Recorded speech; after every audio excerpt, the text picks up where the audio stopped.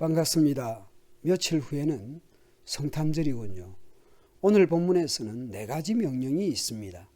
어제 본문에서 부탁하듯 했지만 구체적으로 접근하면서는 명령하듯 합니다. 강한 부탁, 간곡한 부탁으로 보이기도 합니다. 첫 번째 명령입니다. 17절 현대인 성경입니다. 만일 그대가 나를 친구로 여긴다면 나를 대하듯 그를 반갑게 맞아 주시오. 만약 빌레몬이 바울을 친구나 동역자로 생각한다면 오네시모를 반갑게 맞이해 주기를 부탁합니다. 자신을 맞이하듯 그렇게 해주기를 부탁합니다. 바울과 빌레몬의 관계, 바울과 빌레몬은 동역자, 그리스도 복음의 동역자, 곧 두 사람의 동역은 그리스도 안에서 동역입니다. 그런 관계적 큰 그림 안에서 오네시모를 받아달라는 것입니다. 우리가 누군가와 문제가 있을 때에 두 사람 서로 간의 문제라만 봐서는 절대로 서로 화합하기 어렵습니다. 좀 더 신앙의 시선으로 곧 그리스도와 맺어진 관계로서 서로를 바라볼 때에 그리스도라는 끈으로서 서로 연결할 수 있을 것입니다. 그렇지 않고서는 화합이나 서로 받아들이기 어려울 것 같습니다.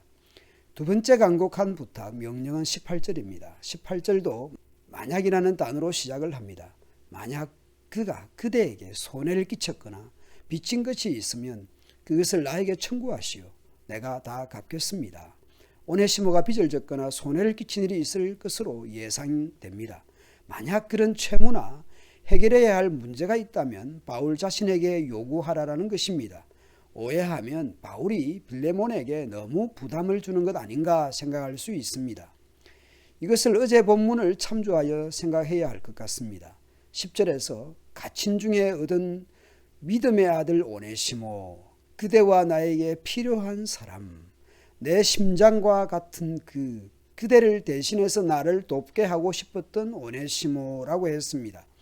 빌레몬을 압박하고자 하기보다는 그만큼 바울은 오네시모를 아들로, 심장으로, 필요한 사람으로, 빌레몬을 대신한 사람으로 보았다라는 것입니다.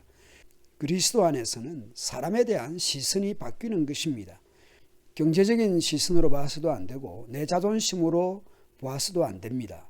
혹시 내 마음을 상하게 한 사람을 향한 보복심, 채권심, 복수심 등을 무장해제하는 것이 그리스도인입니다.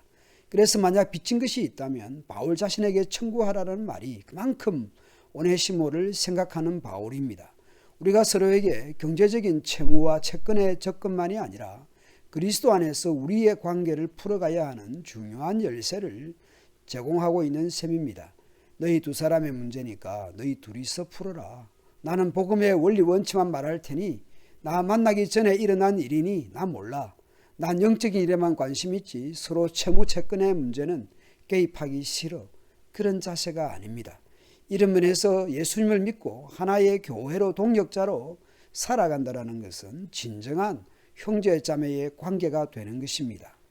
20절에서는 세 번째, 네 번째 명령, 곧 간곡한 부탁이 또 있습니다. 바울은 빌레몬을 오 형제여라고 부릅니다. 세 번째 명령은 나로 주 안에서 너로 말미암아 기쁨을 얻게 해달라는 것입니다. 네 번째 명령은 내 마음이 그리스도 안에서 평안할 수 있게 해달라는 것입니다. 비슷한 표현을 반복하고 있는 셈입니다. 주 안에서, 그리스도 안에서입니다. 우리 자신의 변화든 우리 관계의 변화든 간곡한 부탁이든 권면이든 주 안에서, 그리스도 안에서입니다.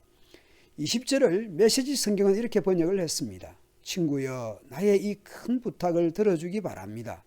그대가 그를 맞아준다면 그것은 그리스도를 위하는 일이며 내 마음에도 큰 기쁨이 될 것입니다. 빌레몬이 오네시모를 어떻게 받아들일 것인가 하는 것은 바울에게 너무나 중요한 일이라는 것을 거듭 표현하고 있습니다.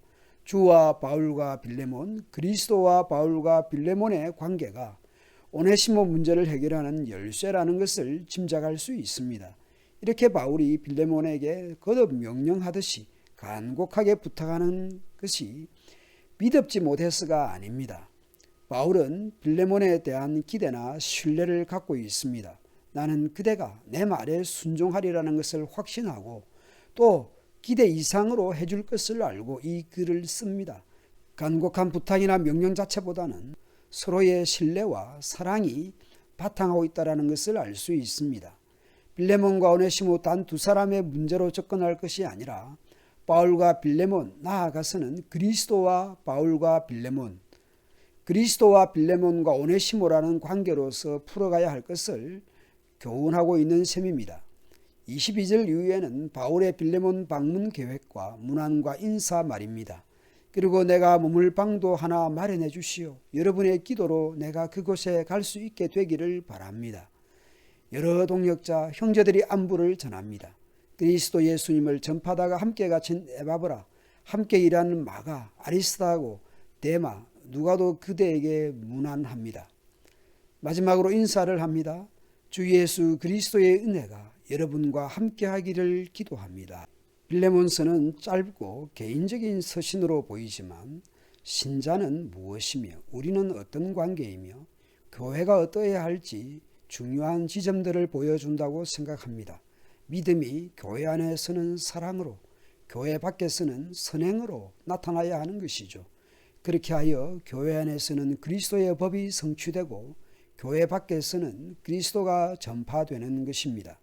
그런데 우리가 교회 생활을 하다 보면 의견, 스타일, 성격, 입장 등이 달라서 갈등이나 문제가 생길 때도 있지 않습니까?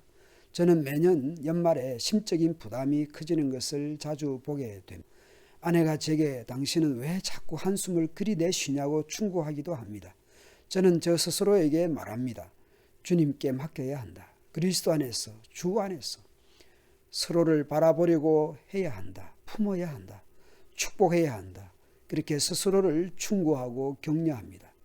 저는 이번 빌레몬서를 묵상하면서 제게 위로와 도전이 되는 것 같습니다. 여러분 사랑합니다. 감사합니다. 기쁨과 감사가 가득한 성탄 되시기를 축복합니다.